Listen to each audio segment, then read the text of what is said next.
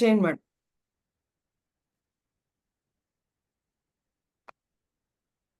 Okay అండి. సంతోషం సంతోషం సంతోషం అండి మాస్టర్. నా పేరు భారతి.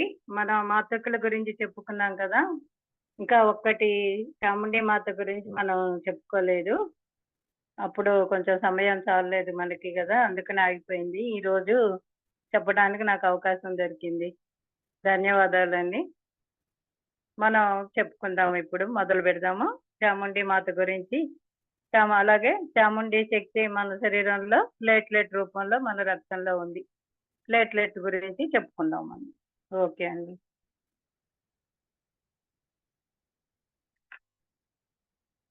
ఈ చాముండి మాతకి త్రినేత్రి అన్నమాట. ఈమె అంటే పార్వతీది, శివుని యొక్క అంశతో శక్తితో వచ్చింది.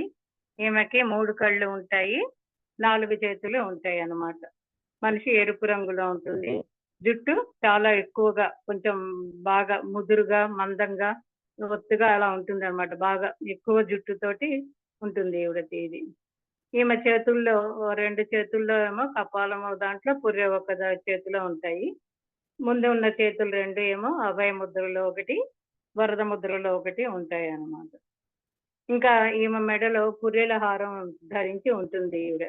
అత్తి చెట్టు కింద పద్మాసనంలో కూర్చుని ఉంటుంది అనమాట. ఎక్కువగా పులి చర్మం ధరించి, పెద్ద పెద్ద దంతాలతోటి, ఇంకా కొన్ని వెనకకి చేతులు ఉండి, ఆ చేతుల్లో ముసలము, కవాచము, చాన, అంకుశము, ఖడ్గము, కేతక, ధనుషు, దండ, పరాసు, ఇట్లా అనేక ఆయుధాలు ధరించి ఉంటాయి. అంటే ఒక రకంగా కాళీమాత అన్న ఇదే అన్న, చాముండి అన్న కాళీమాత అన్న కూడా ఆ మాతే. పేరు ఒక్కొక్క చోట ఒక్కొక్క సందర్భంలో ఒక పేరుతో చెప్పుకుంటారు అనమాట. అట్లా ధరించి ఉంటుంది అనమాట. ఈవిడ వాహనం కూడా కంకాళం. కంకాళం అంటే మనం మృత కళేబరం అని చెప్పుకుంటాం చూడండి. మనం కొన్ని చోట్ల చూస్తాం, మనం కాళికాదేవి ఒక మృత శరీరం పైన కాలు పెట్టి అట్లా కూర్చొని ఉండటం అక్కడక్కడ కొన్ని చోట్ల మనం చూస్తాము. చూసే ఉంటారు అనుకుంటాను మీరు కూడా. అదే అన్నమాట. ఈవిడ నవ్వటము కూడా చాలా పెద్దగా నవ్వుతూ ఉంటుంది అనమాట. భయం కొలిపే విధంగా ఉంటుంది. కానీ సహజంగా ఈవిడ అటువంటి కోపధీరురాలే కాదు. మనం మంచి మార్గంలో ఉండి దీనిలో ఉన్న వాళ్ళకి ఆవిడ భద్రకాళి లాగా, అంటే భద్రంగా చూస్తూ వాళ్ళని కాపాడుతూ ఉంటుంది అనమాట. దుర్మార్గ వీధిలో ఉన్న రాక్షస బుద్ధులు ఉన్న రాక్షస వాళ్ళకి మాత్రమే ఆవిడ మహాకాళి అన్నమాట. అంటే వాళ్ళని సంహరించడం, వాళ్ళకి బుద్ధి పెట్టడం అలా చేస్తుంది. భయంకరంగా వాళ్ళని ఇది చేస్తుంది అన్నమాట. అయితే ఈ మాతని చాముండి మాత అని అనుకున్నాం కదా. చాముండి అని, చాముండేశ్వరి అని కూడా పిలుస్తారు. ఇంకా ఈమెని యుద్ధ దేవతగా కూడా అంటారు అనమాట. ఎందుకంటే ఈవిడ చాలా మంది అసులతో యుద్ధం చేసి వాళ్ళందరినీ హతమార్చడం జరిగింది. అందుకని చాముండి అనగానే యుద్ధ దేవతగా ఆమెకి చెప్పుకుంటారు అన్నమాట.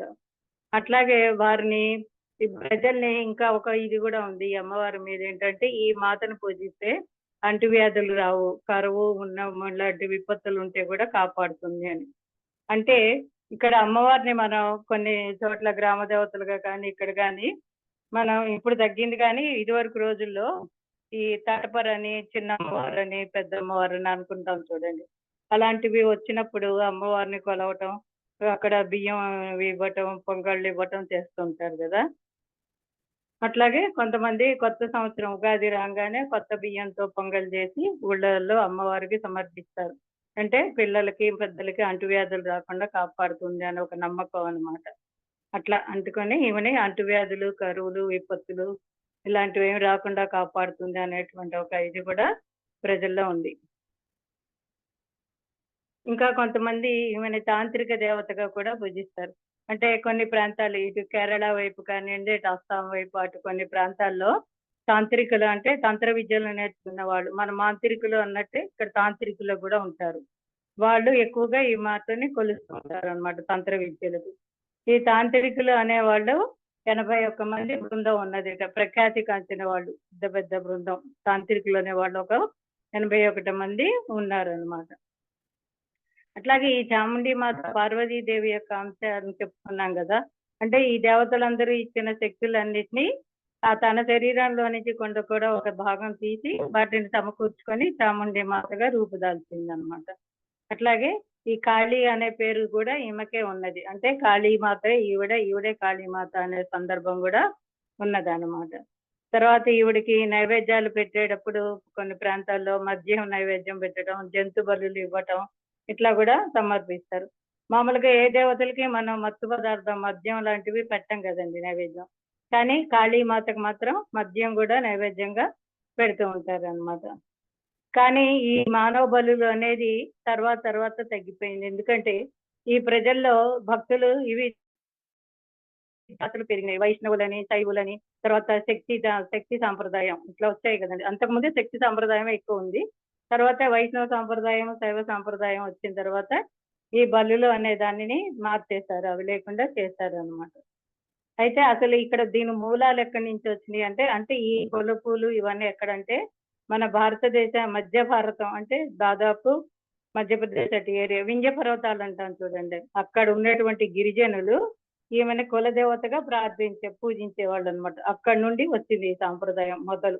అంటే మొట్టమొదట వింధ్య పర్వతాల దగ్గర ఉన్నటువంటి గిరిజన ప్రాంతాల్లో అక్కడ ఉండేవాళ్ళు మా అమ్మని వాళ్ళ గ్రామ దేవతగా పూజిస్తూ ఆమెకి చేస్తారు.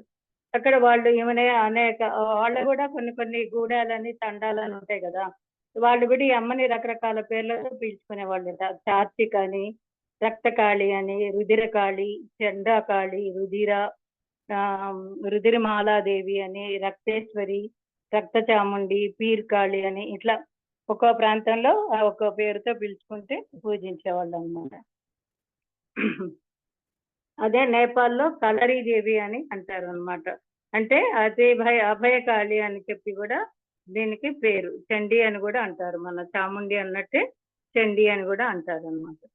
ఈవిడ ఇదేం జరిగిందంటే అసలు ఇక్కడ చాముండి రూపంగా ఏంటంటే రక్తబీజుని సంహార సమయంలో అంటే ఈ రక్తబీజుడు అనే రాక్షసుని సంహరించడం కోసం యుద్ధం జరుగుతున్న సమయంలో ఈ మామూలుగా ఎవరి వల్ల అవ్వలేదు. నేను మొట్టమొదటి రోజు చెప్పుకున్నాం మనం. ఆ రక్తబీజుని సంహరించినప్పుడు అతని రక్తం నేల మీద పడగానే ఒక్కొక్క రక్తం బొట్టులోంచి ఒక్కొక్క రాక్షసుడు మళ్ళీ రక్తబీజుడు పుట్టుకొస్తున్నాడు.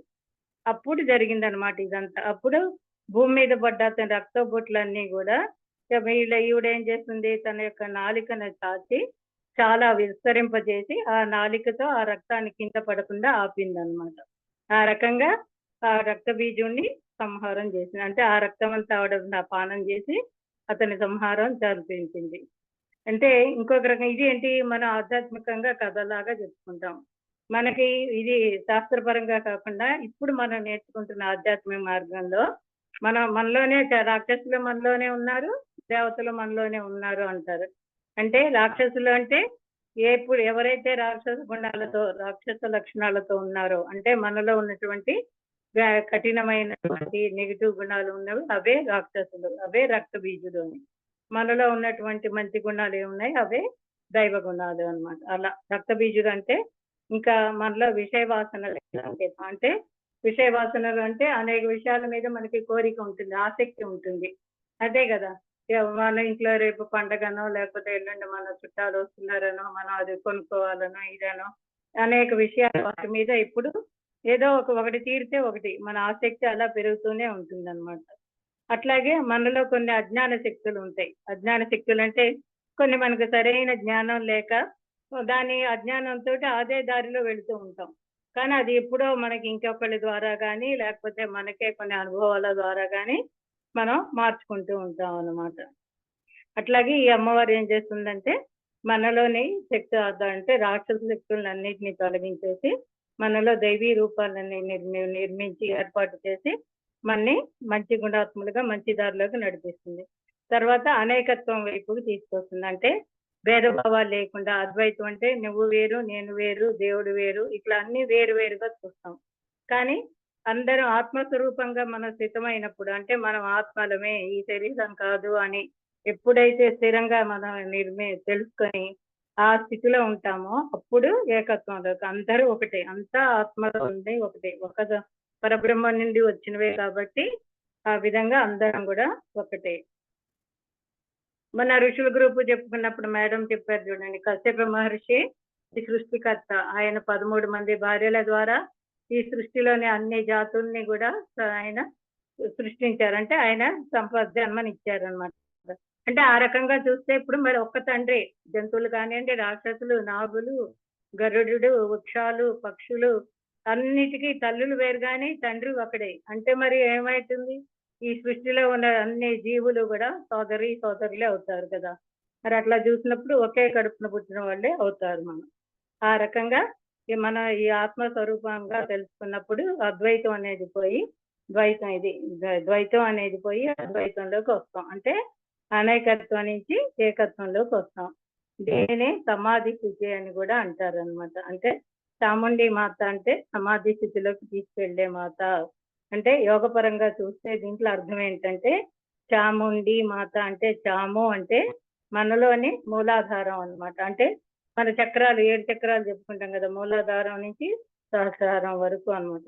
మనలోనే మూలాధారం నుంచి ముండ అంటే పై భాగానికి ఆజ్ఞా చక్రానికి, అంటే మూలాధారం నుంచి మనం అంతకుముందు చెప్పుకున్నాం చూడండి, మూలాధారం నుంచి సహస్రారం వరకు వచ్చి మళ్ళీ కిందకి ఆజ్ఞా చక్రానికి వచ్చి అక్కడ రుద్రగ్రంథి వేదన చేసి మళ్ళీ సహస్రారంకి వెళ్తుంది. కిందకి పైకి తిరుగుతూ ఉంటుంది అన్నమాట. కాబట్టి చాము ముండా కలిపి చాముండా మాతగా చెప్పుకుంటారు అనమాట. ఇట్లా మనం అంటే మూలాధారం నుంచి సహస్రారం వరకు మన స్థితిని మార్చుకుంటూ మనం ఉన్నతి పొందటమే చాముండి మాత యొక్క స్థితి మనది. ఆ చాముండి యొక్క శక్తి మనలోకి వచ్చినట్టే అనుకోవచ్చు, మనం చెప్పుకోవాలి. అది ఈవిడ లక్షణాలుగా ఏంటంటే ఈ శక్తి మనలో క్రియాశక్తిని పెంపొందిస్తుంది. అంటే ఏ పనైనా ఉన్నప్పుడు మనం ఒక 4 పనులు ఉన్నాయనుకోండి, ఇవాళ 2 చేసి అబ్బా ఇంకా రేపు చేద్దాంలే, ఇంకోటి ఎల్లుండి చేద్దాంలే అనుకుంటాం. ఇంకా బద్ధకం పెరిగినప్పుడు 4 పనులు కూడా ఇవాళ అసలు ఓపిక లేదు, 2 రోజులు పోయాక చేద్దాంలే అనుకుంటాం. అదంతా మనం ఇది సోమరితనం కానివ్వండి, ఓపిక లేక కానీ ఏ కారణమైనా అవ్వచ్చు.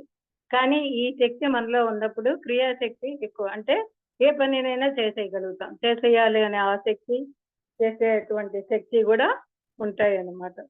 ఈవిడ మన కాళీ అనగానే ఉగ్ర రూపం అనుకుంటాం. ఇందాక చెప్పుకున్నాం కదా, అసుర గుణాలతో ఉన్న వాళ్ళకి మాత్రమే ఈవిడ రుద్రకాళి గాని మామూలుగా ఉన్న వాళ్ళకి భద్రకాళి అన్నమాట. అంటే ఇప్పుడు భద్రతనిస్తుంది అని చెప్పుకున్నాం. అట్లాగే అసలు కాళీ అంటే అక్కడ అర్థం ఏంటంటే కాలానికి సంకేతం అని కూడా అర్థం అన్నమాట. అందుకే మహాకాళి అంటారు. అంటే మన కాలం యొక్క విలువని మనకి తెలియచేస్తుంది. అంటే మనం ఎప్పుడు వర్తమానంలో ఉండటం నేర్పిస్తుంది. అంటే ఏ పని అప్పుడే చెయ్యాలి, ఏ విషయం అప్పుడే నేర్చుకోవాలి, ఏది చేయాలో అది చెయ్యాలి. అట్లా వర్తమానంలో ఉండటం అంటే అది. అంటే పూర్తి దాని మీద ధ్యాసతోటి ఎక్కడో మనసు ఇంకో చోట పెట్టుకుని ఇక్కడ పని ఏదో అట్లా ఆటోమేటిక్ గా చేసుకుంటూ పోవటం కాదు. మనం పని చేసేటప్పుడు మన ధ్యాస అంతా కూడా ఆ పని మీదే ఉండాలి. అదే వర్తమానంలో ఉండటం అన్నమాట. అలా ఉన్నప్పుడే ఆ చేసే పనికి కానీ మన స్థితికి కానీ సరైన న్యాయం చేకూరుతుంది అన్నమాట. అట్లాగే ఇందాక చెప్పుకున్నాం, ఈవిడ మనలో ఈ శక్తి మనలో ఉన్న విషయ వాసనలను, అంటే ఈ ప్రాపంచిక విషయాల మీద ఆసక్తిని తగ్గించి ఆధ్యాత్మిక విషయాల వైపుకు మనల్ని మళ్ళిస్తుంది అన్నమాట. చాముండి అంటే అనేకత్వం నుంచి ఏకత్వం, అంటే ఇదే సమాధి అని చెప్పుకున్నాం కదా. అంటే మనని ఏకత్వంలోకి తీసుకొస్తుంది కాబట్టి ఈ మాత మనని సమాధి స్థితిలోకి తీసుకొస్తుంది అని కూడా చెప్పుకోవచ్చు. అంటే మనకి జ్ఞాన శక్తిని ఇస్తుంది అన్నమాట. సమాధి స్థితిలోకి అంటే ఎప్పుడు వెళ్తాం? మనలో సరైన జ్ఞానం ఉన్నప్పుడే కదా. మనం ఎప్పుడైతే సరైన జ్ఞానాన్ని పొందుతామో అప్పుడు మాత్రమే మనం సమాధి స్థితికి వెళ్ళగలుగుతాం అన్నమాట. ఈవిడ సహస్రార చక్రం దగ్గర ఉంటుంది అన్నమాట ఈ మాత. మన శరీరంలో రసాలలో లాలాజల రూపంలో అని చెప్పుకుంటారు. అంటే ఆ తత్వం అన్నమాట అది. ఈవిడ కాళీ రూపం ధరించింది కేవలం మనలోని అవిద్యని నిర్మూలించడానికే. అంటే ఈ శక్తి అవిద్యని నిర్మూలించడం అంటే అజ్ఞానం, అవిద్య అంటే అజ్ఞానమే కదా, జ్ఞానం లేకపోవటమే. అంటే మనలో యొక్క అజ్ఞానాన్ని తొలగించి మనకి సరైన జ్ఞానాన్ని ఇస్తుంది అన్నమాట. ఇంకా అరిషడ్ వర్గాల్లో దంభంగా కూడా చెప్పుకోవచ్చు. ఈ శక్తి యొక్క ఇది లక్షణం ఏంటంటే అరిషడ్ వర్గాల్లో దంభ రూపం అన్నమాట అది. తర్వాత మన సరికాని కోరికలు అంటే మనకు అక్కర్లేనివి, అనవసరమైనవి. ఇప్పుడు పిల్లలు ఉన్నారంటే వాళ్ళని చక్కగా పెంచాలి, బుద్ధిమంతులు చేయాలి, చదువు చెప్పించాలి, మంచి సంబంధం పెళ్లి చేయాలి, మంచి ఉద్యోగం రావాలి. ఇవన్నీ సరైన కోరికలు, అవసరమైన కోరికలు. కానీ ఇంకా ఎక్కువ కోరికలు అంటే గొప్ప గొప్ప ఆవిడ బోల్డు 10 ఇళ్ళు కట్టుకోవాలి, బోల్డు లక్షల లక్షల జీతం రావాలి. ఇంకా ఏవో కోరికలు పెట్టుకున్నాం అనుకోండి, ఇంకా ఎప్పుడు వాటికంతా ఉండదు. అవి సరికాని కోరికలే అన్నమాట. ఇంక వాళ్ళు అలాగే ఉండిపోతారు. అటువంటి కోరికల వైపు మనలో కలగకుండా వాటిని దహించి వేస్తూ ఉంటుందన్నమాట. అంటే ఇంకా మనకి ఇతిహాసాల్లో కూడా కొన్ని చెప్తారన్నమాట. ఏం చెప్తారంటే దేవి భాగవతంలో ఈ అంటే ఒక్కొక్క పురాణంలో ఒక్కో రకంగా చెప్తారు కదండి. అంటే వాళ్ళ జ్ఞానం, ఇప్పుడు మనం ఏ పురాణాలు చదివినా, ఏ గ్రంథాలు చదివినా అవి రాసిన వాళ్ళ యొక్క జ్ఞానమే అందులో ఉంటుంది. ఇప్పుడు నేను రాసిన పుస్తకంలో నాకు తెలిసిందే రాస్తాను, మీరు రాసిన పుస్తకంలో మీకు తెలిసిందే రాస్తారు. ఇప్పుడు మీది కరెక్టా నాది కరెక్టా అంటే అది ఎవరు అనుకుంటున్నారో వాళ్ళ జ్ఞానాన్ని బట్టి వాళ్ళు నిర్ణయించుకోవాలి. అట్లా అన్నమాట. ఆ రకంగా ఈ దేవి భాగవతంలో ఏమన్నారంటే, ఈ చాముండి మాత అనే ఆవిడ దుర్గాదేవి యొక్క కోశ నుండి సృష్టించబడ్డ దేవత, అందుకే ఈమెని కౌశికి అని కూడా అంటారు అని చెప్పి చెప్తారన్నమాట. అంటే అక్కడ కొన్ని ప్రాంతాల్లో ఉండేటువంటి ఒక విషయం అది అన్నమాట. ఇంకా ఒక వరాహ పురాణంలో ఒక రకంగా చెప్తారు. అంటే వీళ్ళేమంటారు, ఒక్కొక్క మాతృక శరీరం నుంచి ఉద్భవించింది. అంటే ఒక మాతృక ఇంకో మాతృక శరీరం నుంచి, ఇంకో మాతృక మళ్ళీ ఈవిడ శరీరం నుంచి, ఆ రకంగా వచ్చారు. అందుకని వీళ్ళని కాళిని, చాముండి వేరు వేరుగా పేర్లతో పిలుస్తూ ఉంటారు అన్నమాట. ఇంకా చండముండాసుర వధ కోసం చాముండి నిరపాయమైన దేవతగా పార్వతీ కోశం నుండి వచ్చింది అని ఒక పురాణంలో చెప్తారు. అట్లా రకరకాలుగా చెప్పబడింది. మనకి ఈ చాముండి మాత ఆలయాలు కూడా కొన్ని చోట్ల ఉన్నాయి. ఎక్కడంటే ఎల్లోరా కేవ్స్, ఎలిఫెంటా కేవ్స్ అని ఉన్నాయి చూడండి. గుహలు, ఎల్లోరా గుహల్లోను, ఎలవంటి గుహల్లోను కూడా సప్తమాతృకుల శిల్పాలు ఉన్నాయి. అంటే ఎలిఫెంటా కేవ్స్, ఎల్లోరా గుహలు, అజంతా అట్లా ఉన్నాయి చూడండి. వాటిలో ఈ సప్తమాతృకుల యొక్క శిల్పాలు కూడా ఉన్నాయి. అట్లాగే మళ్ళీ మనకి మైసూరు చాముండి హిల్స్ అని ఉన్నది మైసూరులో. అది చాముండి మాత ఆలయం అన్నమాట. బాగా పేరు ఉన్నటువంటి పెద్ద ఆలయం అది. శంకరాచార్యుల వారు కూడా ఈ 4 శక్తిపీఠాలు భారతదేశంలో 4 వైపులా పెట్టారు. ఏమేమిటి అంటే, ఒకవైపు అంటే ఉత్తరం, దక్షిణం, తూర్పు, పడమర 4 దిక్కుల్లో 4 పీఠాలు స్థాపించారు. శృంగేరి పీఠం ఒకటి, తర్వాత జోషి మఠం ఒకటి, 4 ఉన్నాయి కదా. ఈ 4 శక్తి పీఠాల్లో శృంగేరి పీఠానికి చాముండి మాతని రక్షకురాలుగా శంకరాచార్యుల వారు ప్రతిష్ఠించారనమాట. అంటే అక్కడ ఈవిడే రక్షకురాలు అన్నమాట. ఇంకా తెలంగాణలో కూడా మెదక్ జిల్లాలో జోగిపేట అనే చోట ఈ చాముండేశ్వరి ఆలయం ఒకటి ఉన్నదన్నమాట. మైసూరులో చెప్పుకున్నా. ఇంకా ఒరిస్సాలో కూడా ఉన్నాయి, గుజరాత్ లో ఉన్నది. ఇట్లా రకరకాల అన్ని ప్రాంతాల్లో కూడా చాలా ఉన్నాయి అన్నమాట. ఈ చాముండి మాత అంటే చాముండి శక్తి చెప్పుకున్నాం కదండి, పార్వతీదేవి శక్తి ఇదని. ఈ శక్తి మన శరీరంలో మన రక్తంలో ప్లేట్లెట్ల యొక్క రూపంలో ఉన్నదన్నమాట. ఈ ప్లేట్లెట్ రూపంలో ఉన్నప్పుడు ఈ ప్లేట్లెట్ల గురించి చెప్పుకుందాం ఇప్పుడు మనం. ఈ ప్లేట్లెట్లు ఏంటంటే, రక్తం ఎక్కడ నుంచి, మన ఎముక మధ్య నుంచి ఉత్పత్తి అవుతుంది కదా రక్తం. ఇది మన శరీరానికి ఇంధనం లాంటిది, జీవ ఇంధనం. అంటే ఇప్పుడు మనిషి బ్రతకడానికి గాలి, ఆహారము, నీరు ఎలాగ అవసరమో అవి లేకపోతే మనకి జీవం లేదు. అట్లాగే మనకి ఈ శరీరానికి రక్తం కూడా అట్లాంటి జీవ ఇంధనం లాంటిది అన్నమాట. అంటే వాటితో పాటు శరీరంలో రక్తం కూడా అవసరం. రక్తం లేకపోతే ఏ భాగమైనా ఇంకా అది పనిచేయదు, చచ్చుపడిపోతుంది అంటాం చూడండి. అట్లాగా చచ్చుపడిపోతుంది అన్నమాట. మన శరీరంలో ప్రతి అణువుకి కూడా ప్రాణంతో పాటు పోషకాలను అందించేది ఈ జీవధార అయినటువంటి ఈ రక్తమే అన్నమాట. అంటే ఇప్పుడు మనకి చెప్పుకున్న ఎర్ర రక్త కణాల్లో చెప్పుకున్నాం కదండి, ఎర్ర రక్త కణాలు సరఫరా చేస్తాయి రవాణా వ్యవస్థ లాగా మన శరీరానికి అన్ని భాగాలకి కూడా పోషకాలు, అంటే ఆహారం లాగా శక్తి ఇచ్చేటువంటి పోషకాలను అందిస్తాయి, ఆక్సిజన్ అందిస్తాయి, ఇట్లా చెప్పుకున్నాం కదా. అందుకనే మేడం వాయిస్ బాగా స్లో ఉంది. అందుకనే దీనిని జీవధార అని చెప్పుకున్నాం అన్నమాట. ఇప్పుడు బానే ఉందా? Okay okay madam. ఓకే. అయితే ఈ ఎర్ర రక్త కణాలు, తెల్ల రక్త కణాలతో పాటు ప్లేట్లెట్లు అనేవి కూడా 3 ముఖ్యమైన కాంపౌండ్స్ ఉన్నాయన్నమాట. అంటే ఎర్ర రక్త కణాలు, తెల్ల కణాలు, ప్లేట్లెట్, ఈ 3 కూడా ఈ రక్తంలో ఉండేటువంటి 3 ముఖ్యమైనటువంటి పదార్థాలు అన్నమాట. ఎర్ర కణాలు ప్రాణవాయువును మోసుకెళ్తాయి, తెల్ల కణాలు రక్షణ సైనికుల్లాగా ఉంటాయి. అంటే ఇవి తెల్ల కణాలు ఏంటి, ఇతర బ్యాక్టీరియాలు రాకుండా మన శరీరానికి వ్యాధులు రాకుండా కాపాడుతాయి. ప్లేట్లెట్లు ఏం చేస్తాయి? ఇవి కూడా ఒక రకమైన రక్షకే. ఇవి ఇంకో రకంగా రక్షణ వ్యవస్థ అన్నమాట. ఇవేం చేస్తాయి ప్లేట్లెట్లు? శరీరం గాయపడ్డదనుకోండి, అంటే మన శరీరానికి ఎక్కడైనా ఒక గాయం తగిలినప్పుడు రక్తస్రావం, అంటే రక్తం బయటికి వెళ్ళిపోతుంది. రక్తస్రావం జరుగుతుంది కదా. అట్లా జరుగుతున్నప్పుడు మనకి మన రక్తం బయటికి వెళ్ళిపోతే మనకి హాని కదా, రక్త నష్టం అవుతుంది, నీరసం అవుతుంది, శక్తి తగ్గిపోతుంది.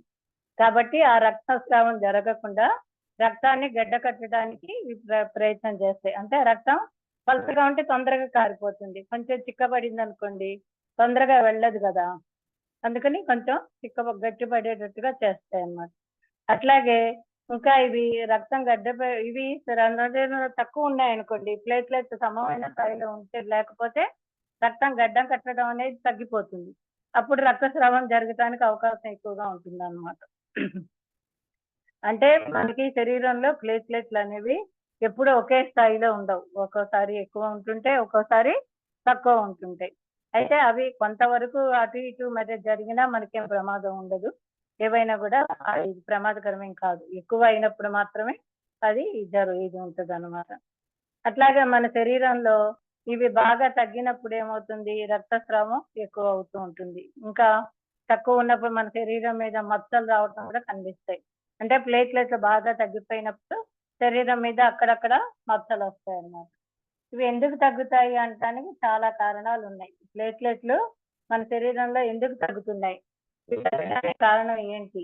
ఈ విధంగా చెప్పుకోవడానికి చాలా కారణాలు చెప్పుకోవచ్చు అన్నమాట ప్లేట్లెట్ తగ్గడానికి. అందులో కారణాల్లో ముఖ్యంగా మనకి దీనిలో చెప్పుకున్నాం మనం. కొన్ని జెనెటిక్ గా ఉంటాయని, ఇట్లా కొన్ని రకాలుగా ఉంటాయని చెప్పుకున్నాం కదా. కానీ అసలు మామూలుగా మనకి ఇవి తగ్గడానికంటే ముందు సామాన్యంగా ప్లేట్లెట్ల కౌంట్ అనేది ఎంత ఉంటుంది అనేది ఒకసారి తెలుసుకుందాం. అంటే మామూలుగా మనిషికి నార్మల్ గా ఉండాల్సింది 1,50,000 నుంచి 4,50,000 వరకు ఉంటాయి అన్నమాట. అంటే 1,50,000 నుంచి 4,5 లక్షల వరకు ఉండొచ్చు. అంటే 1,50,000కి తగ్గటము, 4,5కి పెరగటము జరగకూడదు. జరిగితే అది మనకి కొంచెం హానికరం, అంటే సరి అయిన స్థాయిలో లేనట్టు అనుకోవచ్చు అన్నమాట.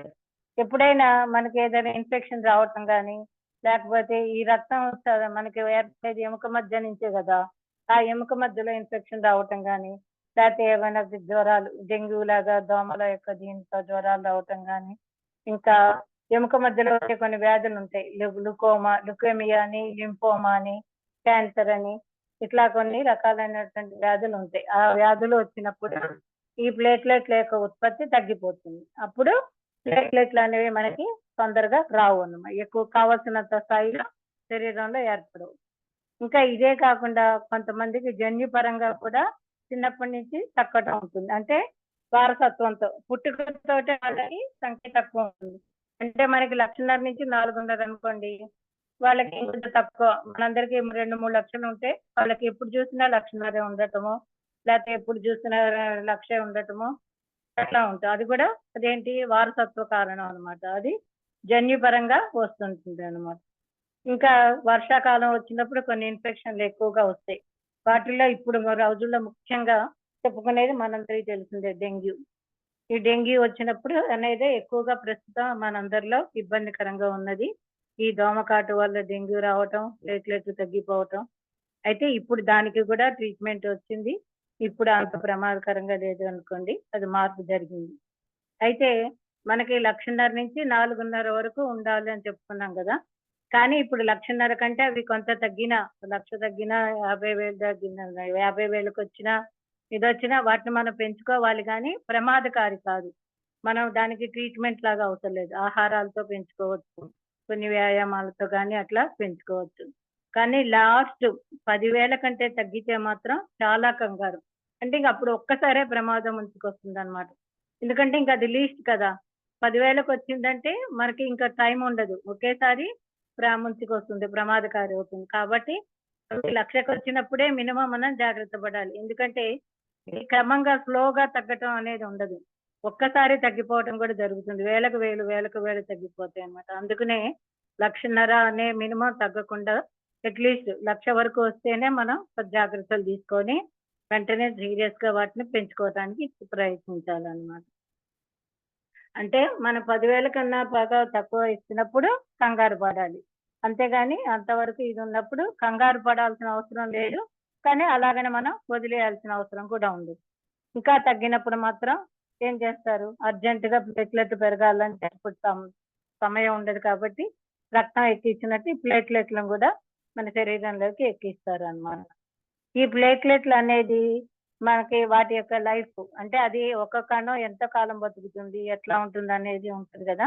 దాని యొక్క జీవిత కాలం 7-10 రోజులనమాట. అంటే ఒక్కొక్క ప్లేట్‌లెట్ కణం 7-10 రోజులు ఉంటుంది. తర్వాత చనిపోతుంది. ఇవి చనిపోయినప్పుడు ఆ స్థానంలో మళ్ళీ కొత్తవి పుట్టుకొస్తాయి. ఇవాళ 1,00,000 ప్లేట్‌లెట్లు చనిపోతే మళ్ళీ 1,00,000 ప్లేట్‌లెట్లు పుట్టడం గూడా జరుగుతుంది. అంటే మన శరీరంలో వాటి యొక్క సంఖ్య ఈ 1,00,000 నుంచి 4.5 ఉండే వచ్చేట్టు ఎప్పుడు గూడా మన శరీరం చూసుకుంటుందనమాట. దాన్ని ఒక క్రమబద్ధతలో ఉంచుకుంటుంది. ఇవి మనకి చెప్పుకున్నాం గదా! లక్షణాలు కొన్ని తగ్గినప్పుడు, పెరిగినప్పుడు కొన్ని లక్షణాలు కనబడతాయని చెప్పుకున్నాం గదా! అయితే ఆ లక్షణాలు కూడా ఏంటి? మనకి తెలిసేటట్టుగా వచ్చేసరికి బాగా తగ్గిపోతాయి. అంటే 10,000 వరకు కౌంట్ తగ్గే వరకు కూడా లక్షణాలు ఎక్కువ సీరియస్‌గా కనపడవనమాట మన శరీరంలో. అంటే అంతవరకు తగ్గిపోయినప్పుడు బాగా మనకి కనిపిస్తాయి. అవేం కనిపిస్తాయి? లోపల అంటే మన శరీరంలో అనేక ప్రాంతాల నుంచి రక్తస్రావం వస్తుంది. రక్తం అంటే నోటి లోపల గాని, పళ్ళ మధ్యలో నుంచి గాని, చిగుళ్ళలోని, ముక్కు లోపల నుంచి గాని అట్లా రక్తం రావటం జరుగుతుంది. అంటే ప్లేట్‌లెట్లు అంటే బాగా తగ్గిపోయినట్టు అనుకోవాలి. 10,000 అంటే ఈ ఒక్క కారణం వల్లే అవి జరుగుతాయని అనుకోవద్దు. ఇంకా వేరే కారణాలు ఉండొచ్చు. వీటికి కూడా అదొక కారణం తెలుసుకోవచ్చు అనన్నమాట ఇక్కడ మనం అనుకోవాల్సింది. ఈ లక్షణాలు ఉన్న 10,000కి వచ్చే వరకు కూడా ఈ లక్షణాలు కనిపించవు. ఇంకా కొంతమందిలో ఈ లక్షణాలు కూడా అప్పటికి కూడా ఈ లక్షణాలు కూడా కనపడవన్నమాట అవి. అంటే ఇంక వాళ్ళకి టెస్ట్ చేస్తేనే తప్ప కనపడదన్నమాట. ఇంకా కొన్నిసార్లు బ్లడ్ వామిటింగ్ అవ్వటం అంటే రక్త వాంతులు. తర్వాత మోషన్‌లో బ్లడ్ పడటం ఇట్లాంటివి కూడా కనిపిస్తాయి. ఇంకా ఇవి ఎందుకంటే దీర్ఘవ్యాధులు అంటే కొన్ని లాంగ్ డిసీజెస్ అంటారు చూడండి. దీర్ఘకాలిక వ్యాధులు అంటారు. ఒక పట్టాన ఇప్పుడు ఇదివరకు రోజుల్లో పక్షవాతం వచ్చినా, అలాగే ఈ టీబీ అని ఇలా ఉంటాయి చూడండి. అవంత తొందరగా వెంటనే తగ్గేవి కాదు. దీర్ఘకాలిక వ్యాధులంటే అలాంటివన్నమాట. అలాంటివి వచ్చినప్పుడు కూడా ఈ ప్లేట్‌లెట్లు తొందరగా తగ్గిపోతాయి. అటువంటి వ్యాధులు కొన్ని పేర్లున్నాయి. ఏంటంటే చికెన్ పాక్స్ ఒకటి, రుబెల్లా ఒకటి, మమ్స్ అంటే ఇది అమ్మవారు తటపల అంటారు చూడండి చిన్నమ్మవారని అట్లాంటి. దద్దు అంటారు అది. అట్లాగే ఇంకొన్ని వైరల్ ఇన్ఫెక్షన్స్ వచ్చినప్పుడు కూడా ఇవి తగ్గిపోతాయన్నమాట. అయితే ఈ లూపస్ అనేటువంటి వ్యాధి ఇమ్యూనిటీ వల్ల వచ్చే వ్యాధి సందర్భాల్లో మాత్రం ఈ కణాల్ని మన శరీరమే ధ్వంసం చేసుకుంటుంది. అంటే ఈ 2 లూపస్ అనే వ్యాధి, ఇమ్యూన్ అనే వ్యాధి వల్ల ఏంటంటే మన శరీరంలో ఉన్నటువంటి కణాలే ఈ ప్లేట్‌లెట్ కణాలని చంపేస్తాయి. అంటే తను వేరే కారణాల వల్ల ఏం కాదు. ఆ లక్షణాలు అలా ఉండటం వల్ల అది ఏది అనేది దాని సరైన దారిలో పనిచేయటం కాకుండా ఇదిగా జరిగిపోతుందన్నమాట. అటువంటప్పుడు మనం ఎన్ని ఎక్కించుకున్నా, ఎన్ని చేసినా వచ్చినట్టు మళ్ళీ చంపబడుతుంటాయి. కాబట్టి దానికి వెంటనే ఈ లూపస్ అనే దానికి, ఈ ఇమ్యూన్ అనే దానికి వెంటనే గూడా ట్రీట్‌మెంట్ చాలా అవసరం అవుతుంది. ఇంకా కొన్నిసార్లు ఆపరేషన్స్ జరుగుతాయి చూడండి. కొంతమందికి ఆపరేషన్ జరిగినప్పుడు ప్లేట్‌లెట్ తగ్గడం జరుగుతది. ఇంకా గర్భిణీ సమయంలోనూ తగ్గుతూ ఉంటాయి. అట్లాగే మన ఈ పంటలకి వీటికి కొన్ని పురుగు మందులు వాడుతూ ఉంటాం. ఆర్సెనిక్ అని, బెంజిన్ అని, యాస్ప్రిన్ అని ఇట్లాంటివి ఉంటాయి కదా! ఈ మందులు ఉన్నటువంటి వాడిన పదార్థాలు, ఆహార పదార్థాలు మనం తీసుకోవటం వల్ల కూడా మన శరీరంలో కొన్ని రియాక్షన్స్ ఇచ్చినప్పుడు ఈ ప్లేట్‌లెట్లు తగ్గటం జరుగుతుంది. అంటే వాటి వల్ల మన శరీరం ఎదుర్కోగలిగినప్పుడు ఏది ఉండదు. మన శరీరంలో వాటిని ఎదుర్కొనే శక్తి లేనప్పుడు ప్లేట్‌లెట్లు తగ్గడం అనేది ఆ కారణం వల్ల కూడా జరుగుతది. ఇంకా కొన్ని వ్యాధులొచ్చినప్పుడు కొన్ని రకాల మందులు వాడతాం కూడా చూడండి మనం. యాస్పిరిన్, బ్రూఫిన్ ఇట్లాంటి మందులు ఇస్తారు. ఆ మందులు కూడా శరీరానికి పడకపోతే, సూట్ అవ్వకపోతే మళ్ళీ ప్లేట్‌లెట్స్ తగ్గటం జరుగుతుంది. ఇట్లా చాలా కారణాలు ఉన్నాయన్నమాట. ఇంకా మలేరియా వంటి వ్యాధులొచ్చినప్పుడు కూడా తగ్గుతాయి. మన శరీరంలో ఉంటే స్ప్లీన్ అంటారు. అంటే ప్లీహం అంటారు చూడండి. అట్లా ఈ ప్లీన్ అనేది పెరుగుతుంది. అంటే దాని సైజు పెరుగుతదన్నమాట. అట్లా పెరగటం వల్ల తగ్గుతాయి. ఇంకా మన యాంటీబయాటిక్ మందులు వాడుతూ ఉంటాం. కొన్ని సార్లు వచ్చినప్పుడు యాంటీబయాటిక్ మందులు ఇస్తారు. మళ్ళీ థైరాయిడ్‌కి ఇచ్చే మందులు ఉంటాయి. వీటన్నిటికి కూడా ప్లేట్లెట్స్ తగ్గడం అనేది జరుగుతూ ఉంటుందన్నమాట. అయితే అసలు మనం ప్లేట్లెట్స్ తగ్గినప్పుడు దానికి తగ్గటానికి కారణం ఏంటి అనేది కొన్ని రకాల పరీక్షల ద్వారా ముందు అది తెలుసుకోవాలి. అది తెలుసుకొని దానికి ట్రీట్మెంట్ తీసుకున్నప్పుడు మాత్రమే ప్లేట్లెట్లు మనం పెంచుకోవడానికి చేసుకోవచ్చు.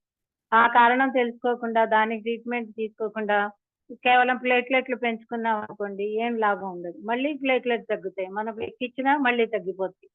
కాబట్టి తగ్గటానికి కారణం ఏంటి అనేది ముందు తెలుసుకొని దానిని నిర్మూలించుకోవాలి. దానిని మనం దూరం చేసుకోవాలన్నమాట. అట్లా సాధారణంగా మనం ఈ లక్షణాలు అంటే ప్లేట్లెట్ తగ్గడానికి కొన్ని చెప్పుకున్నాం కదండి. అట్లా ఈ లక్షణాలు ఏమన్నా కనిపించినప్పుడు మనం వెంటనే దానికి తగిన జాగ్రత్తలు తీసుకొని పరీక్షలు చేయించుకొని ఆహారాల ద్వారా కూడా చేసుకోవాలన్నమాట. అయితే ఈ డెంగ్యూ మలేరియా లాంటివి వస్తాయి చూసారా, ఇవి లివర్ లో కానీ కిడ్నీలో కానీ ప్రాబ్లం చూడకుండా చూడాలి. అంటే దానికి తగ్గడానికి మందులతో పాటు దాని లివర్ ని కిడ్నీని స్పాయిల్ చేస్తాయి అన్నమాట ఫీవర్. కాబట్టి అవి కూడా ఇది అవ్వకుండా జాగ్రత్తగా చూసుకోవాలి. అంటే కిడ్నీ ఎలా ఉందని టెస్ట్ చేయించుకోవటము, లివర్ ఎలా పనిచేస్తుందని టెస్ట్ చేయించుకోవటం, ఇట్లా చూసుకుంటూ ఉండాలన్నమాట. అయితే దీనికి చికిత్స కూడా ఉంటుందన్నమాట. ఎట్లా చేస్తారు? ఇప్పుడు ప్లేట్లెట్లు తగ్గిపోయినాయి అనుకోండి, ఆ శరీరం మళ్ళీ మామూలుగా 10 రోజుల్లో మన శరీరమే పెంచుకుంటుంది, తయారు చేసుకుంటుంది ప్లేట్లెట్స్. వాటికి మనం మందులు వాడటం కానీ ఇది కానీ అక్కర్లా, సహజంగానే మన శరీరమే పెంచుకుంటుంది. ఇందాక చెప్పుకున్నాం కదా, ఒక్కోసారి తక్కువ ఉంటాయి, ఒక్కోసారి ఎక్కువ ఉంటాయి. మనం కంగారు పడాల్సిన అవసరం లేదు అని చెప్పుకున్నాం కదా. అట్లాగే మామూలుగా ప్లేట్లెట్ తగ్గిపోయినా కానీ 10 రోజుల్లో మళ్ళీ ఉత్పత్తి చేసుకొని పెంచుకుంటూ ఉంటుంది అన్నమాట. ఈ ప్లేట్లెట్లు ముఖ్యంగా ఎట్లా పనిచేస్తాయి అంటే మన శరీరం రక్తస్రావం అవ్వకుండా కాపాడటానికి, ఎప్పుడైతే రక్తం మన శరీరంలోంచి గాయం ద్వారా బయటకు వెళ్ళడం జరుగుతుందో అప్పుడు ఈ ప్లేట్లెట్ల యొక్క కణాలకి కొన్ని ఆకర్షితమైనటువంటి ధ్వనులాగా వస్తుందన్నమాట, తెలుస్తుంది. అంటే వాటికి సహజంగానే తెలుస్తుంది. అది తెలవంగానే అవన్నీ కూడా గాయం దగ్గరికి ఆకర్షించబడి ఎక్కడ గాయం జరిగిందో అక్కడికి వచ్చేస్తాయి అన్నమాట. అన్ని అప్పటికప్పుడు చాలా ఫాస్ట్ గా సెకండ్స్ లోనే, ఇంకా తక్కువగా చెప్పుకోవచ్చు మనం. అన్ని వచ్చేసి ప్లేట్లెట్లు అన్ని కూడా కలిసి ఒక గోడలాగా, ఒక వలలాగా గాయానికి అడ్డంగా ఏర్పడతాయి. ఇంకా రక్తం బయటికి వెళ్ళటానికి వీలు ఉండకుండా అన్నమాట. రక్తాన్ని బయటకు పోనీయకుండా అవి అడ్డంగా గోడలాగా ఏర్పడి రక్తాన్ని లోపల ఆపుదల చేస్తాయి అన్నమాట. ఈ రకంగా ప్లేట్లెట్లు మనకు రక్తస్రావంలో చాలా రక్షణను ఇస్తాయి అనేది ఇది. ఆ ప్లేట్లెట్లే లేకపోతే మన రక్తస్రావాన్ని తొందరగా ఆపుకోలేము అన్నమాట. అయితే ఇవి ప్లేట్లెట్లు అనేవి ఎక్కించాలి అనేది ఎప్పుడు చాలా సీరియస్ అయినప్పుడు మాత్రమే ఎక్కించుకోవాలి. అంటే కౌంట్ తగ్గింది, 10 రోజులకి కూడా పెరగటం లేదు, లేకపోతే శరీరంలో ఉత్పత్తి రావటం లేదు అనుకున్నప్పుడు డాక్టర్ దగ్గరికి ట్రీట్మెంట్ కి వెళ్ళాలి అన్నమాట. అయితే ఇప్పుడు మలేరియా కానీ వైరల్ కానీ అంటే ఎందు వల్ల తగ్గినాయి అనేది తెలుసుకోవాలని చెప్పుకున్నాం కదా. ఇందాక చెప్పుకున్నట్టు అట్లా వాటి వల్ల ఇవి తగ్గుతున్నాయని తెలిస్తే ముందు వాటికి, ఆ మలేరియాకి వైరల్ కి దానికి ట్రీట్మెంట్ తీసుకోవాలన్నమాట. అట్లాగే ఈ హార్ట్ కి, గుండెకి వాడే మందుల వల్ల తగ్గుతున్నాయని తెలిస్తే ఆ మందులు మార్చుకోవటమా, లేకపోతే డాక్టర్లు అడిగి వారు కన్సల్టేట్ చేసి దాని మూలాన ఏం వాడాలి, ఎలా చేయాలి అనేది తెలుసుకొని ఆ రకంగా చేయాలన్నమాట. ఈ రకంగా చేసుకోవాలి. ఇంకా ఇది కాకుండా ఎక్కించాలది తప్పదు, కొంత బాగా తగ్గిపోతున్నాయి, కొత్తవి రావటం లేదు అనుకున్నప్పుడు మాత్రమే ప్లేట్లెట్లను ఎక్కించుకుంటారు. ఈ ప్లేట్లెట్లు ఎక్కించేటప్పుడు ఏం చేస్తారంటే ఇందులో 2 విధానాలు ఉన్నాయండి. సింగిల్ డోనర్ విధానం అని, ర్యాండమ్ డోనర్ విధానం అని 2 విధానాలు ఉన్నాయి. అంటే కొంత మాత్రమే చాలు, అంటే మరి ఎక్కువ సంఖ్యలో ప్లేట్లెట్లు ఎక్కువ మోతాదులు అక్కర్లా, కొంత మోతాదులు ఎక్కిస్తే చాలు అనుకున్నప్పుడు సింగిల్ డోనర్ పద్ధతి, అంటే ఒక వ్యక్తి నుంచి మాత్రమే రక్తం తీసుకొని దాని నుండి ప్లేట్లెట్లను వేరు చేసి ఎక్కిస్తారు. అదే ఎక్కువ మోతాదులో చాలా అవసరం ఉంది, ఎక్కువ కావాలి అన్నప్పుడు ఒక మనిషి నుంచి తీసుకుంటే సరిపోదు. అంటే ఒక మనిషి నుంచి తీసుకునేటప్పుడు కూడా కొంత లిమిట్ ఉంటుంది, అంతవరకు మాత్రమే తీసుకోవచ్చు అని. లేదంటే ఆ మనిషికి ప్రమాదం కదా. కాబట్టి ఎవరికైనా ఎక్కువ అవసరమైనప్పుడు ఏం చేస్తారు, ఒక మనిషి కాకుండా వాళ్ళకి కావాల్సిన దాన్ని బట్టి 2, 3, 4 అట్లా దాన్ని ర్యాండమ్ డోనర్ అంటారనమాట. అంటే ఎక్కువ మంది నుంచి రక్తాన్ని తీసుకొని ప్లేట్‌లెట్‌లని తీసుకొని ఎక్కిస్తారు.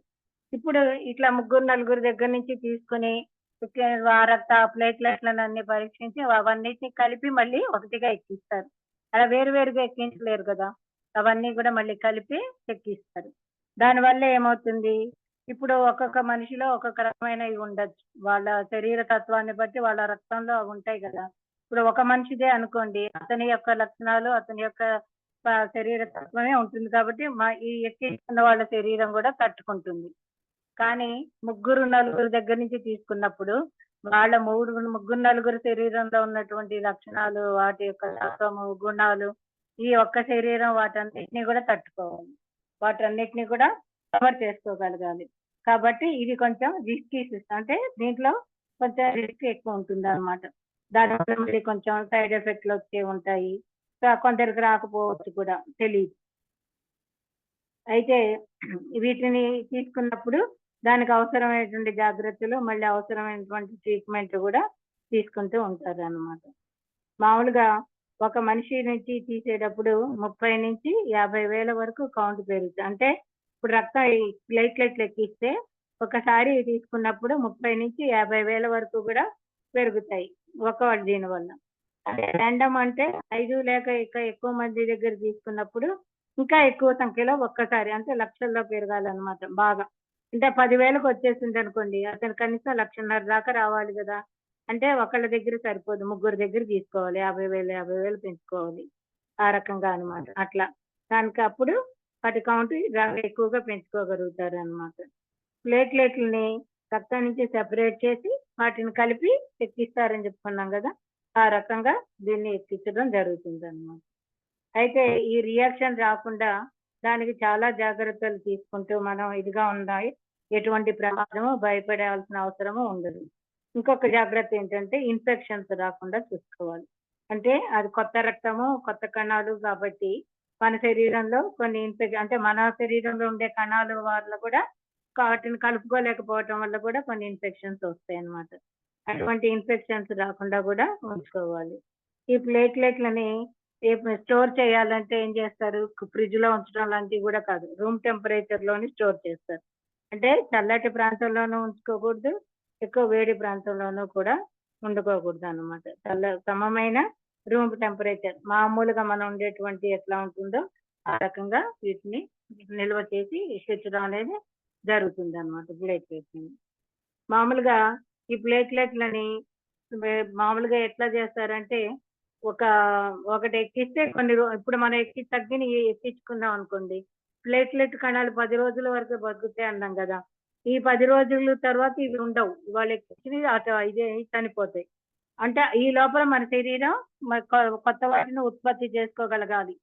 ఉత్పత్తి చేసుకోలేకపోతే అప్పటికి కూడా అవ్వకపోతే మళ్ళీ మనం ఎక్కించుకోవాల్సిన స్థితి వస్తుంది. కాబట్టి దానికి ఒకసారి ఎక్కించుకోగానే దానివల్ల ఇంకా మనం బయటపడిపోయాం అనే నిర్లక్ష్యంగా ఉండకుండా వాటిని తెలుసుకొని మళ్ళీ వారం 10 రోజులు అయ్యేసరికి మళ్ళీ సంఖ్య ఎట్లా ఉంది అనేది మనం క్రమం తప్పకుండా టెస్ట్ చేయించుకుంటూ అవి తగ్గటం గానీ, పెరగటం గానీ లేవు అని నిర్ధారించుకున్న తర్వాతే మనం వాటిని జాగ్రత్తగా ఉంచుకోవచ్చన్నమాట. అయితే మనం ఇందాక చెప్పుకున్నాం. కొద్దిగా తగ్గినప్పుడు మనం ఆహార పదార్థాల ద్వారానే పెంచుకోవచ్చు. బాగా ఎక్కువైతేనే వాటిని మనం ఎక్కించుకోవటం చేయాలని చెప్పుకున్నాం గదా! ఆ ఆహార పదార్థాలేంటో కొద్దిగా చెప్పుకుందాం. అంటే మనందరికీ తెలిసినవేనండి. మనం రోజు తినేవే. బీట్రూట్ అనేది ఒకటి. ఈ బీట్రూట్‌లో ఏంటంటే ఇది ఎనీమియాకి మంచిది ప్రత్యేకంగా. ఎనీమియా అంటే రక్తం తక్కువ ఉండటం గదా! ఇప్పుడు శరీరంలో రక్తం లేదంటే డాక్టర్లు చెప్తారు. బీట్రూట్ జ్యూస్ తాగండి. బీట్రూట్‌ని ఇది ఉడకబెట్టుకొని తినమని అలా రకరకాలుగా చెప్తారు. ఇంకోటి క్యారెట్. ఇది వారంలో 2 సార్లయినా తప్పనిసరిగా అప్పుడు తింటే అంటే సహజంగా గూడా మామూలుగా 2 సార్లైనా వారానికి తింటే ప్లేట్‌లెట్ కౌంట్ అనేది చాలా సహజంగా పెరగడం జరుగుతుంది. ఇంకోటి పపయ. ఈ పపయ ఆకుల రసం అనేది ప్లేట్‌లెట్‌లని చాలా తొందరగా ఎక్కువ స్థాయిలో ఉత్పత్తి చేస్తది. అంటే బీట్రూట్ ఒకటి ఎక్కువే చేస్తుంది క్యారెట్ కంటే. ఈ పపయ అనేది హైయెస్ట్ అన్నమాట. ఇంకా ఎక్కువ బాగా ఉత్పత్తి చేస్తుంది.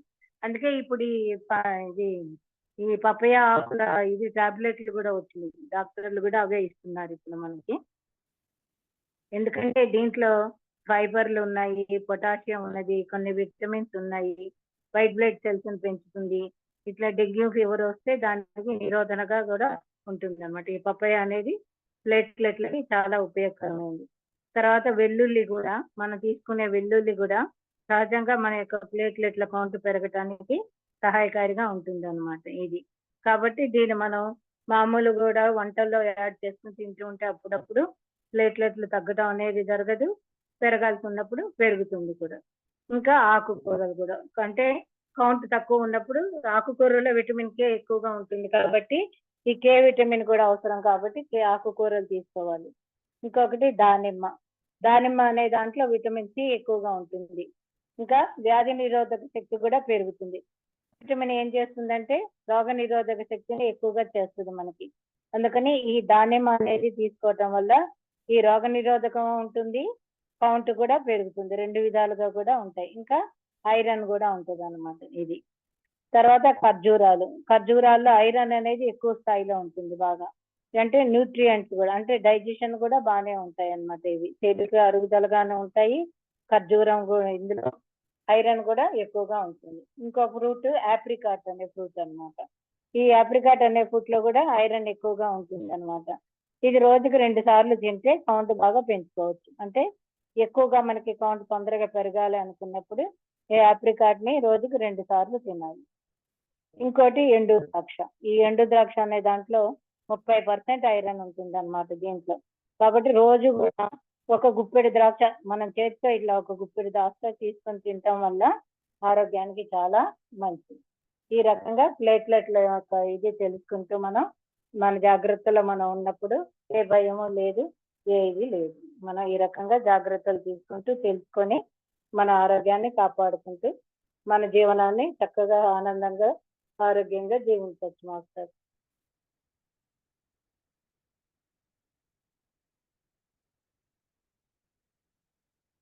ఇంకా ఎవరైనా మీకు ఏదైనా అడగాలనుకుంటే, అర్థం కానిది ఉంటే ఏదైనా అడగండి మాస్టర్. ఇక్కడికి మీరు ఎవరికైనా ఏమన్నా డౌట్లు ఉన్నా, ఏదైనా అడగాలనుకున్నా, ఎక్కడన్నా అర్థం కానిది ఉన్నా కూడా అడగండి. ఫ్రెండ్స్ అన్మ్యూట్ చేసుకోండి. ఎవరికైనా ఏమైనా డౌట్స్ ఉంటే కనుక అడగచ్చు.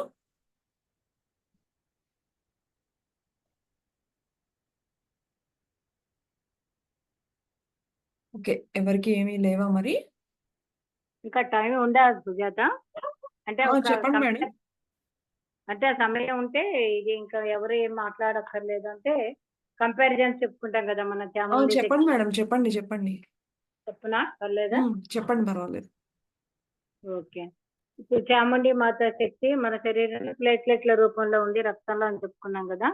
అది మనం నిర్ధారించుకోవటానికి కొన్ని పోలికల్ని కూడా చెప్పుకుందాం.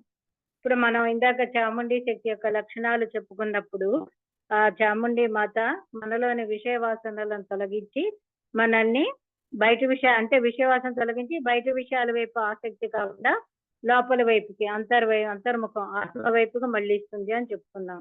అట్లాగే ఈ ప్లేట్లెట్లు కూడా వాటి చేసే పని ఏమిటంటే రక్తాన్ని బయటికి శరీరం నుంచి బయటికి పోకుండా రక్తాన్ని లోపలికి మళ్ళిస్తాయి. అంటే వీటి పని బయట వైపుకి కాకుండా రక్తాన్ని అంతర్ముఖం చేయడమే అన్నమాట. ఇది ఒకటి. రెండోది ఈ జలతత్వాన్ని చెప్పుకున్నాం. అంటే ఎక్కడైనా దేనితోనైనా ఎవరితోనైనా కలిసిపోవటం, ఆ రూపాన్ని పొందటం అనేది. అట్లాగే ఈ ప్లేట్లెట్లు కూడా ఈ గాయమైన చోటికి అన్ని వచ్చేసినప్పుడు వాటి యొక్క రూపం ఆకారం అనేది ఉండదు. అన్ని కలిసిపోయి అతుక్కుపోయి ఒక గోడలాగా అయిపోతాయి. అంటే అన్ని ప్లేట్లెట్లు కలిపి ఒక ముద్దలాగా అంటాం చూడండి మనం. అట్లాగే ఒక గోడలాగా ఏర్పడి వాటి రూపాన్ని కోల్పోయి ఒక గోడలాగా కలిసిపోయి రక్తస్రావాన్ని ఆపుతాయి అన్నమాట. అంటే అవసరాన్ని బట్టి తమ రూపాన్ని అక్కడ ఉన్న పరిస్థితికి దానికి అనుకూలంగా మార్చుకుంటాయి అన్నమాట. ఆ రకంగా ఆ శక్తి యొక్క తత్వము వీటి యొక్క తత్వము కలుస్తుంది. ఇంకోటి ఈ అమ్మ చాముండి మాత మనలో ఉన్నటువంటి సరికాని కోరికల్ని మూలాల్లోనే దహించేస్తుంది. అంటే సరి అయిన కోరికలు అంటే అతి కోరికలు ఇట్లా చెప్పుకున్నాం కదా మనం. అటువంటి కోరికల్ని మన శరీరంలో ఉత్పత్తి కాకుండానే తీసేస్తుంది అన్నమాట. అట్లాగే ఈ ప్లేట్లెట్లు కూడా రక్తాన్ని అక్కడనే అంటే బయట దాకా రానికుండానే లోపల వైపు ఇది ఆపేస్తాయి అనమాట. వెంటనే బయట వైపుకు కూడా తొంగి చూడనివ్వవు అనమాట. అట్లా ఆపేస్తాయి. మూలాల దగ్గర నుంచే ఆపేస్తుంది. తర్వాత ఈవిడ మనల్ని అనేకత్వం నుంచి ఏకత్వంలోకి తీసుకొస్తుంది. అంటే నువ్వు నేను ఇట్లా వేరు భావాలు లేకుండా అందరం ఒకటే అన్నటువంటి భావంలోకి తీసుకొస్తుంది అని చెప్తున్నాం. అట్లాగే ఈ ప్లేట్లెట్లు కూడా ఇప్పుడు వాటి రూపాన్ని కోల్పోయి గోడలాగా ఏర్పడుతున్నాయి అని చెప్తున్నాం కదా. అంటే అక్కడ ప్లేట్లెట్లు ఏవి, నేను వెళ్ళను నువ్వు వెళ్ళు, నేను ఇక్కడ ఉంటాను నువ్వు అక్కడ ఉండు, ఇటువంటి భేదభావం ఏమీ లేదు. అన్నీ ఒకటే అన్నట్టుగానే అన్నీ కూడా ఒకే రకంగా వస్తాయి, ఒకే రకంగా ఏర్పడతాయి, ఒకే పనిలో కలిసి పనిచేస్తాయి అన్నమాట. అంటే అనేకత్వం నుంచి అన్నీ ఒక్కటైపోయి ఏకత్వంలోకి వచ్చేసింది. భేదభావం లేదు అక్కడ. తర్వాత ఈవిడ లయకారిణి అని చెప్తున్నాం. అంటే ఈశ్వరుడి యొక్క అంశ మాత పార్వతీదేవి కానీ చాముండి మాత ఈశ్వరుడు లయకారుడే కదా. ఇట్లాగే ఈమె కూడా లయకారిణి. అంటే లయకారిణి అంటే ఏం చేస్తుంది, మనల్ని బంధాల నుంచి డిటాచ్ చేస్తుంది. అంటే బంధాలకి దూరం చేస్తుంది, బంధాల నుంచి విడుదల చేస్తుంది అన్నమాట. మనకి బంధాలను తొలగించుకోవటం, బయటపడటం నేర్పిస్తుంది. ఇట్లాగే ప్లేట్లెట్లు కూడా గాయం దగ్గరికి వచ్చి ఆ గాయం అడ్డుగా ఏర్పడిన తర్వాత ఆ గాయం మానిపోగానే ఆ ప్లేస్ నుంచి డిటాచ్ అయ్యి గాలిపోతాయి. అంటే ఇప్పుడు మన శరీరంలో గాయం అయినప్పుడు మనం చూస్తూ ఉంటాం చూడండి, గాయం మానిన తర్వాత చెక్కు పడుతుంది. గాయం మానటం మొదలయ్యి బాగా మానిపోయేసరికి నల్లగా మందంగా చెక్కు ఏర్పడుతుంది. ఆ తర్వాత ఇంకొద్ది రోజులకి ఆ చెక్కు అదే రాడిపోతుంది. మనం తీయాల్సిన ఇది కూడా లేకుండానే ఇంకా గాయం మానిపోయి ఇదైనప్పుడు అది రాలిపోతుంది. అంటే ఆ చెక్కు కట్టింది ఆ రాలిపోయిందంతా ప్లేట్లెట్లు అన్నమాట.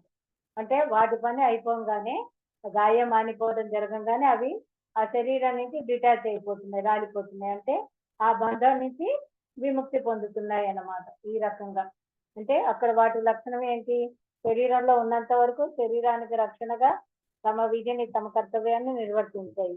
ఎప్పుడైతే ఆ గాయం మానిపోవటం అయిపోయిందో అది ఆ శరీరాన్ని వదిలేసి రాలిపోతున్నాయి అన్నమాట. ఆ రకంగా తర్వాత ఈమె కాలానికి సంకేతం అని చెప్పుకున్నాం. అంటే వర్తమానంలో ఉండటం మనకి నేర్పిస్తుంది అని చెప్పుకున్నాం కదా. అలాగే అంటే ఎప్పుడు కూడా ఆ పని మీద శ్రద్ధతో, ఏ పనికి అవసరమో ఎక్కడ మన ఇది ఉన్నదో దాని మీద శ్రద్ధతో ఉండటమే వర్తమానంలో ఉండటం అని చెప్తున్నాం. ప్లేట్లెట్లు కూడా మరి ఎప్పుడు అట్లా వర్తమానంలో ఉంటాయి కాబట్టి అక్కడ శరీరంలో గాయం అవ్వగానే వాటికి ఆకర్షితం అవ్వటము, వాటికి ఆ శబ్దాల్లాగా తెలుస్తుంది అని చెప్పుకున్నాం కదా. ఆకర్షితం అవి అన్ని గబగబా రాగలుగుతున్నాయి. అవి వర్తమానంలో లేకుండా వాటి ఏదో జాతులో ఏదో దీంట్లో ఉన్నాయనుకోండి, వెంటనే గాయం దగ్గరికి రాలేవు కదా. రావటం చేయటం చేస్తున్నాయంటే వాటి యొక్క ధ్యాస అంతా ఆ సమయానికి అక్కడ ఏం చేయాలి, ఎలా ఉండాలి, ఎక్కడ వెళ్ళాలి అన్నీ కూడా వాటి యొక్క శ్రద్ధలో వాటి యొక్క సత్యంలో ఉండి వర్తమానంలో ఉంటూ నెరవేరుస్తూ ఉంటాయి అన్నమాట. ఈ రకంగా కొన్ని లక్షణాలు ఈ చాముండి మాత శక్తికి ప్లేట్లెట్లకి శక్తికి కలిసినవి అనేది అర్థమవుతుంది మేడం. అదే మాస్టర్. Thank you madam. మరి సప్త మాతృకలు మన రక్తంలోనే ఏ విధంగా ఉంటారని చెప్తూ మరి ఈరోజు చాముండి మాతకి మరి మన రక్తంలో ఉన్నటువంటి ప్లేట్లెట్స్ కి ఉన్నటువంటి సారూప్యతని ఎంతో చక్కగా వివరించారు. Thank you madam. థ్యాంక్స్ అండి.